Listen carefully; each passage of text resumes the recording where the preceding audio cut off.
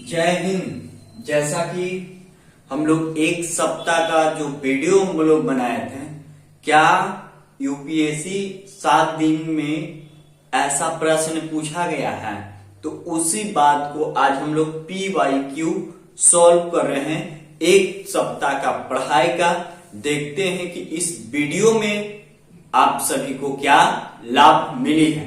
तो क्या यूपीएससी कैसा प्रश्न बनाती है उसको हम PYQ जो एक सप्ताह में हम आपको पढ़ाए हैं उसको क्या है आज हम लोग उसको सॉल्व करेंगे। तो देखिए हमारे पास में क्या है कि आर्थिक मंदी के समय निम्नलिखित में से कौन सी कदम संभावित होनी चाहिए। देखिए अधिक होना चाहिए। इसमें प्रश्न क्या पूछा है यूपीएससी में कि कौन सा, यानी आप जब आर्थिक मंदी में आइएगा तो आप कौन सी कंडीशन को करिएगा, उसी बात को इस में बताना है। और यूपीएससी प्रश्न पूछा है कि क्या है, और यही प्रश्न दिया गया था। तो देखिए कर की दरों में कटौती के समय समय ब्याज माने समय पर दर की ब्याज करना होगा। यानी हम आपको बताए थे ना, कर यानी मंदी क्यों आती है। मंदी का मतलब 1929 वाला हम पढ़ाए थे ना, मंदी किसके कारण आता है। तो बताइए मांग क्या रहेगा, मार्केट में क्या करना पड़ेगा, यानी संभव अगर मंदी आ गया है, जैसे कोविड-19 में हम लोग देखे थे तो मंदी आया था, इसके पीछे क्या किए थे। तो देखिए ब्याज को कुछ इसमें पहला कथन पहले पढ़िए कि कर यानी टैक्स की दर में कटौती, यानी क्या टैक्स में कटौती करेंगे, आज समय ब्याज में वृद्धि करेंगे। अरे भैया यानी क्या बोला, कर मैंने टैक्स में कम कर देंगे और ब्याज में ज्यादा कर देंगे, तो बताइए कि वह देश आगे रहेगा। मान के चलिए कि आप अपने लॉजिकल सोचिए ना कि कर आपको कुछ होगा कम कर देंगे, कटौती हम कर देंगे, आपका जितना टैक्स होगा वो कम कर देंगे, मैंने जितना भी जो उद्योगपति उसकी कर कम कर देंगे और समय पर ब्याज दर वृद्धि कर देंगे। तो बताइए वह तो आर्थिक मंदी से तो और उछल जाएगा ना उस परिस्थिति में भी, तो वो ये तो कथन बिल्कुल गलत हो जाएगा। सार्वजनिक परियोजनाओं पर व्यय में वृद्धि करना है, यानी इस कथन में सार्वजनिक यानी जनता, जैसे आप देखते होंगे 2019 या 20 के दशक में हमारे पास में कोविड-19 आए तो सार्वजनिक चीज पर देखते थे कि ऋण यानी सरकार 2 महीना सब लोन पर कोची कर देती थी, कहा था कि 2 महीना बाद भी भर, यानी सार्वजनिक परियोजना पर व्यय में वृद्धि करना होगा। यानी पैसा अगर हम आपको पढ़ाए थे कि सरकारी भत्ता क्यों मिलती है बेरोजगारों लोगों के, ताकि अपनी आवश्यकता को पूर्ति कर सकते हैं। और जब पैसे नहीं रहेगा तो मांग मार्केट में रहने नहीं करे, इसीलिए जनता के पास में मेन उद्देश्य होना चाहिए कि पैसा रहनी चाहिए। तो इस कथन तो सार्वजनिक परियोजना में वृद्धि होगा तभी तो मांग होगा। अगर आपके पास पैसा नहीं रहेगा तो आपके पास में मांग क्यों रहेगा, आप लॉजिकल ऐसे सोचिए। तो ये तो कथन बिल्कुल सही है कि सार्वजनिक परियोजना पर व्यय में वृद्धि करें, यानी जनता के पास जब पैसा होगा तभी तो मार्केट में कूदेगा ना।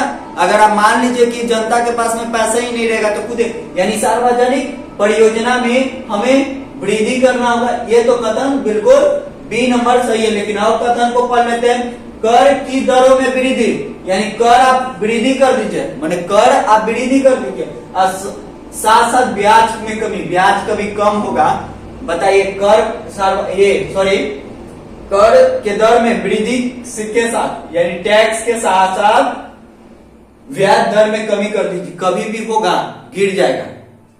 फिर देखिए अंतिम पर सार्वजनिक परियोजना पर व्यय में कमी, यानी आप बताइए कि आपका जब आर्थिक मंदी आया है, घर में किसी का बीमारी पड़ा, मान एक एग्जाम्पल अनुसार, और इसको परियोजना को व्यय में कमी कर दीजिएगा तो थोड़ी होगा, आपको उस कंडीशन में बना आपकी मांग रहबे नहीं करेगा, मांग नहीं रहेगा तो बाजार जाएगा ना, तो कथन को जोड़ जाएगा।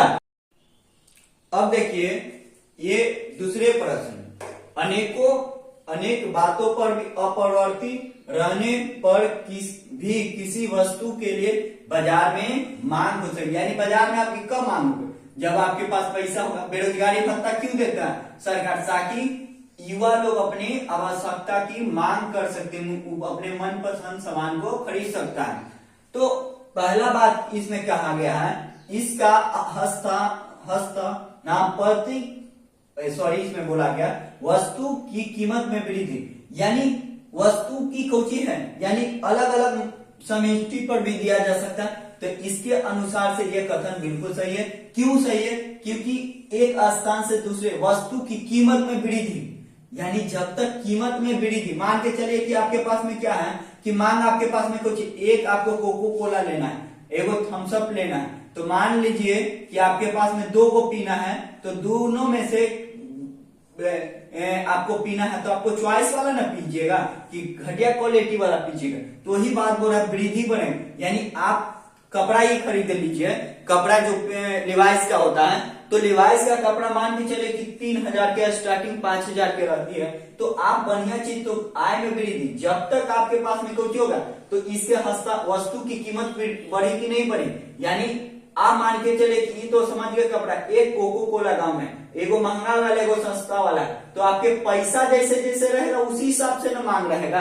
आपके पैसा 2 रुपया है तो कभी खरीदिएगा नहीं खरीद सकते। इसीलिए हमारे पास में वस्तु, जब हमारे पास पैसा तो कीमत में भी वृद्धि, यानी ये कथन बिल्कुल पहला ठीक है। दूसरा कथन देखते हैं, यानी हमारे पास में तो ये तो नहीं हो सकता है, ये हो सकता है, लेकिन अभी देखना पड़ेगा कि क्या चीज है। और दूसरा इसका पूरक वस्तु की कीमत में वृद्धि, यानी बताइए पूरक वस्तु, यानी पूरक पहले तो आप बताइए कि दो वस्तु को हो, जैसे मैं लैपटॉप ले लीजिए, अरे क्या ले लीजिए, अलग अलग चीज ले लीजिए। तो लैपटॉप आप जब लीजिएगा तो आप लैपटॉप लीजिएगा तो उसका चार्जर बहुत महंगा आता है, मान के चले कि 20,000 के रहेगा, चार्जर है 80,000 के, तो मांग में वृद्धि हुआ कि नहीं हुआ, तो अलग अलग चीज पर इसका, तो ये कथन भी बिल्कुल गलत हो जाएगा। और वस्तु घटिया किसी का उपभोक्ता की आप वृद्धि होता है, यानी कहने का मतलब है कि घटिया सामान क्यों लोग खरीदते हैं, क्योंकि उसके पास में पैसा नहीं रहती है। तब वस्तु, आप स्टूडेंट लाइफ में रहते हैं और हमें एक इस कंडीशन को झेले हैं, तो आप बताइए कि वस्तु घटिया कब होगा, जब आपके पास में पैसा कम होगा तो आप घटिया चीज को खरीदेगा, इससे आपकी वृद्धि होगा, बिल्कुल नहीं वृद्धि होगा।